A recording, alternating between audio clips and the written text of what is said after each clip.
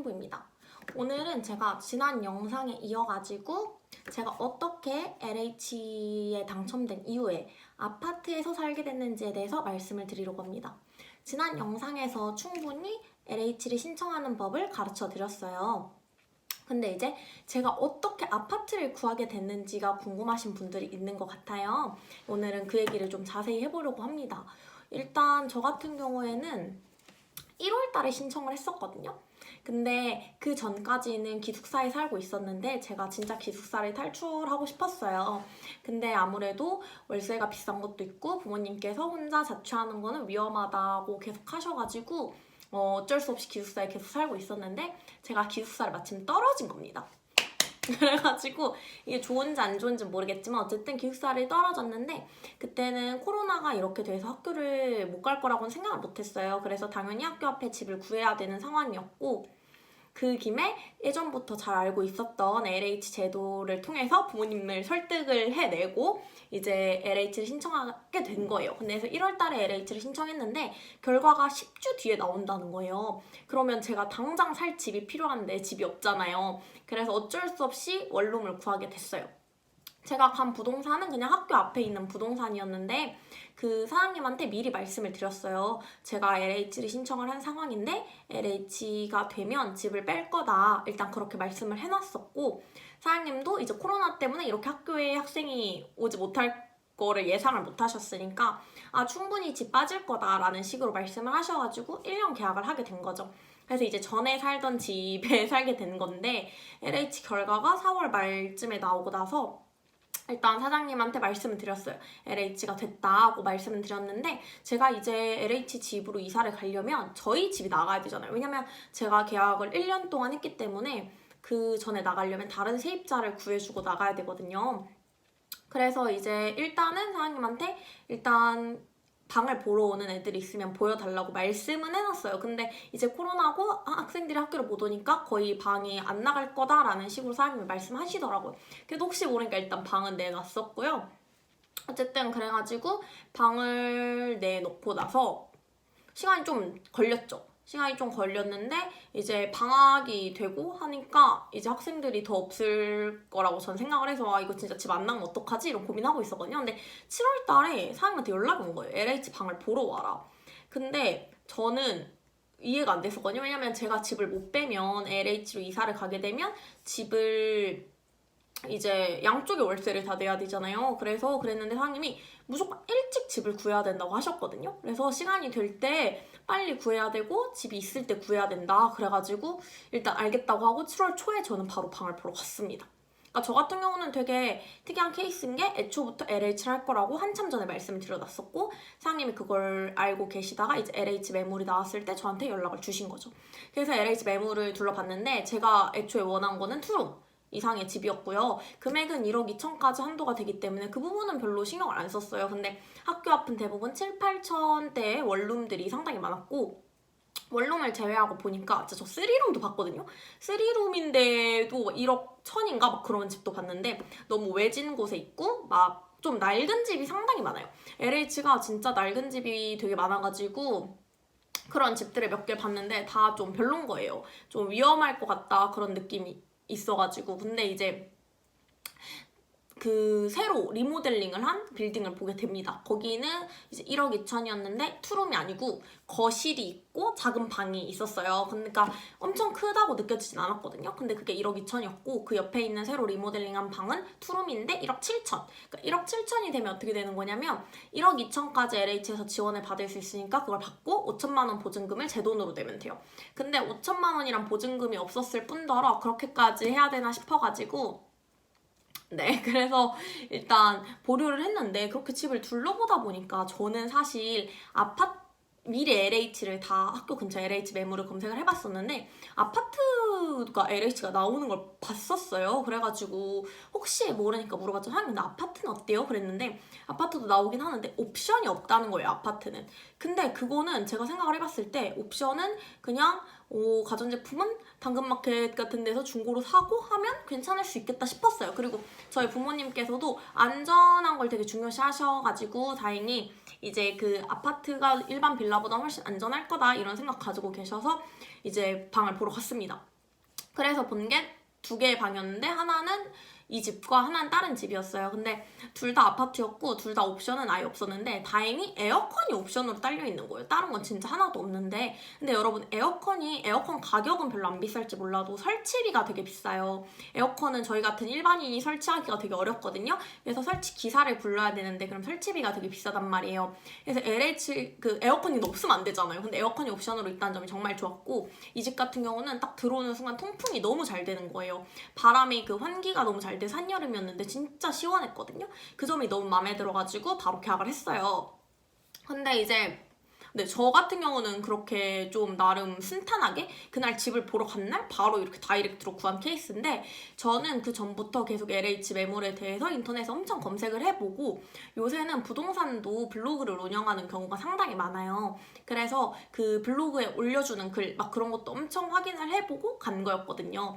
그래서 좀 그런 걸 알고 있었기 때문에 좀 도움이 된 것 같긴 해요. 그리고 제가 간 그 부동산이 LH를 전문으로 하시는 부동산이었는데 그 전문 부동산은 대부분 그 바깥에 부동산 그 바깥에 이렇게 써놓으세요. 그런 거 보고 LH 전문이면 그래도 좀 더 낫지 않나 싶거든요. 그래서 그런 걸 좀 참고해서 부동산을 고르시면 좋을 것 같아요.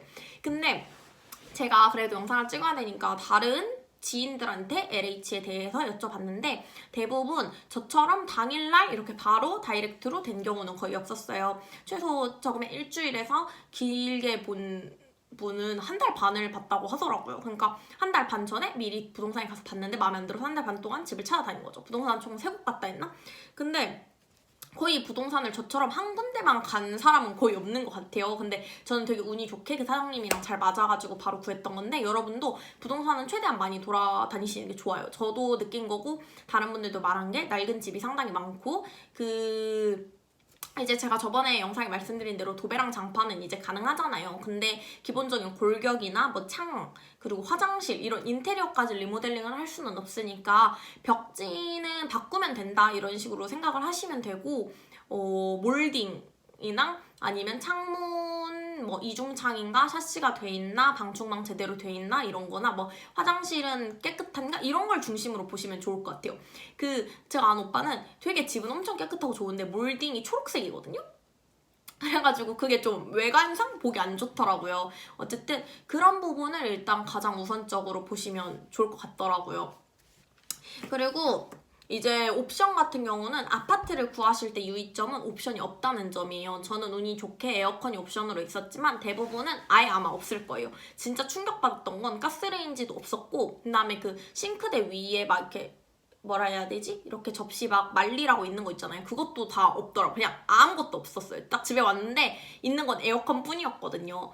근데 저는 이제 그런 세탁기, 냉장고 막 이런 거를 다 당근마켓에서 구매를 했고 그 이사를 하시는 분들이 있어요. 당근마켓에 보면 그러면 그 이사하시는 분들이 이사 가면서 이제 버려야 되니까 그걸 많이 내놓으시거든요.